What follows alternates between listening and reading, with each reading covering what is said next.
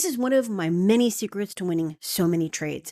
This is just looking for the moving average to do one thing. And you're going to see that one thing if you look at that right image. Now, before I tell you what that is, make sure that you like this video, subscribe if you haven't done so, because my channel is super tiny, and you, my friend, are going to help it grow because I'm going to help your balance grow. It's free to do. Smash that. Look at the image. A moving average pierces through the top left of the candle at a 45-degree angle, headed downwards. This, my friend, is indication that we have, number one, a super strong trend, and number two, that the candle is going to continue down for a period of 5 to 15 seconds.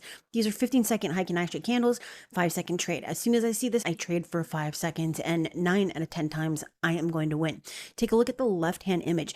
Look at this super strong downtrend. We also have that piercing through of the moving average. If you want to learn exactly how this works, as well as some of the foundation and 3 different strategies, use the link down in the description to access this course 100% free. And you can also access candlestick patterns and resources, naked chart trading, and again, the 3 different strategies. But this is really simple.